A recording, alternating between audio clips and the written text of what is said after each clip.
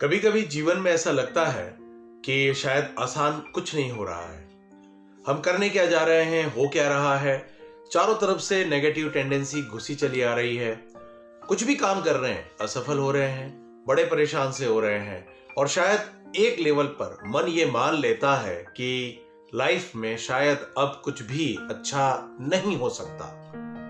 नमस्ते दोस्तों, खम्मा घड़ी। यही सब बातें एक शख्स ने भी सोची।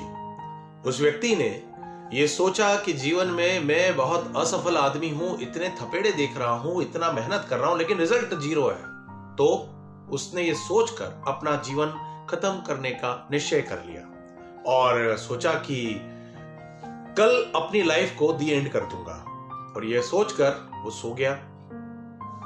सुबह जब उठा तो घर के आंगन में उसको एक विज्ञापन, एक पत्र कुछ पड़ा हुआ था। तो उसने उठाया, देखा तो उस पे लिखा था कि आप ही के मोहल्ले में जो है कहीं पर एक कथा का आयोजन होने जा रहा है, तो आप भी इस कथा का लाभ लें। उस आदमी को लगा कि यार जीवन तो खत्म करना ही है, तो एक काम करते हैं कि थोड़ा सा भगवान को भी सुमिरन कर लेता हूं और उसके बाद फिर अपने जीवन को खत्म कर दूंगा। यह सोचकर वो घर से निकला। कथा के पंडाल में एक जगह पर उसने अपनी जगह देखी और बैठ गया। और जब पूरे समय वो सत्संग चलता रहा, वहां पर उसकी नजर व्यास पीठ पे जहां पर भगवत रखी थी, उस जगह नीचे 11 कलश थे। उन कलश में 5 कलश इधर, 5 कलश उधर, और बीच में एक बड़ा खूबसूरत सा कलश रखा हुआ था। उसकी नजर उस वहीं पर कलश पर जाकर टिक गई। वो सोच रहा था कि एक बार जब ये कथा अभी विराम होगी तो मैं जाकर उस व्यासपीठ के पास जाकर इस कलश को एक बार नजदीक से निहार कराऊंगा, गौर से देखूंगा, उसके बाद तो फिर जाना ही है दुनिया से। ये सब मन में बातें लेकर उसने इंतजार किया कि जैसे ही कथा विराम हुई, पंडाल खाली होने लगा, भीड़ छट गई। वो गया, उसने वहां जाकर देखा और उसके मुंह से ये बात निकली कलश को देखकर, वाह क्या खूबसूरत कलश है, किस्मत देखो यार इसकी। कुछ भी नहीं करना पड़ा, सज धज के यहाँ पड़ा है और इसके अंदर गंगा जल भरा हुआ है। कथा जब समाप्त होगी तो आचमन में सब लोग इससे गंगा जल लेंगे, इसकी पूजा होगी, इसकी आरती होगी, जलवे हैं भाई इसके, और एक हम हैं जो बड़े मुश्किलों में हैं। ये कहकर वो आदमी पलटा और एकदम उसको किसी ने आवाज लगाई कि भाई जरा सुनना। उसे देखा आसपास तो कोई नहीं था। उसे देखा उस कलश में से आवाज आ रही थी। वो कलश ये बात बोला उस व्यक्ति को कि अभी जो आप कह रहे थे इसके पीछे का सच भी तो जान लीजिए। उस व्यक्ति को उसने कहा कि मैं सिर्फ एक मिट्टी का ढेर था, कहीं किसी खेत में कोने में पड़ा हुआ था। वहां से उस खेत के मालिक ने मुझे उस ढेर के साथ बेच दिया एक कुम्हार को। कुम्हार ने मुझे तपेले में, बर्तनों में भरकर और गधे पर लाद दिया। गधा मुझे लाद कर उसके घर तक ले गया। घर पे ले जाने के बाद मैं उसके आंगन में महीनों पड़ा रहा। मुझे कोई देखने वाला नहीं था मैं किस अवस्था में था, मैं कैसा था। कुछ समय बाद इस कुम्हार के पास में कुछ लोगों ने आकर कलश बनाने के लिए ऑर्डर दिया।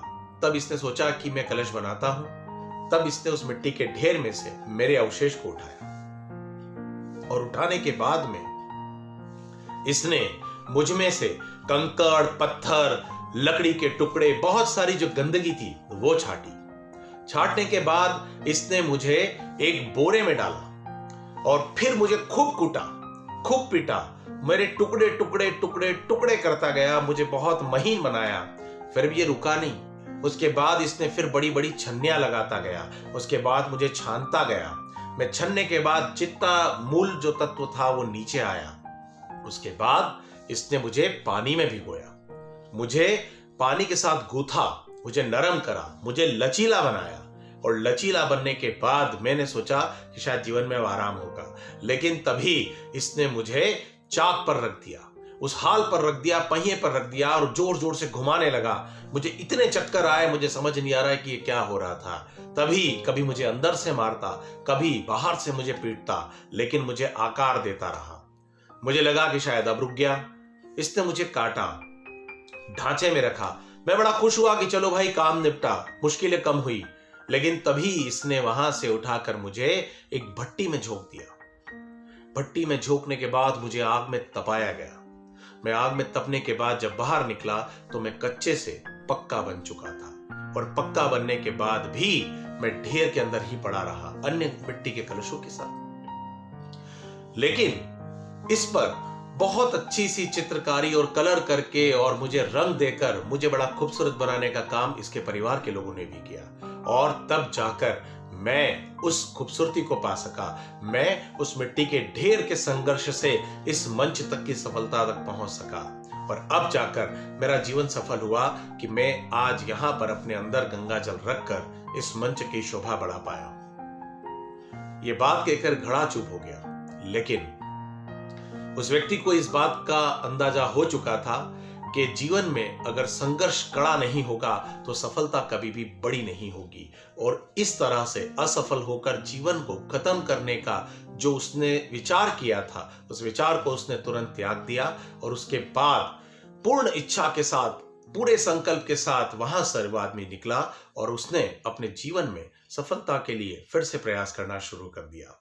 मोरल ऑफ द स्टोरी यह है दोस्त कि जीवन में कभी भी कुछ आसान नहीं होता, बिना संघर्ष के कोई महान नहीं होता।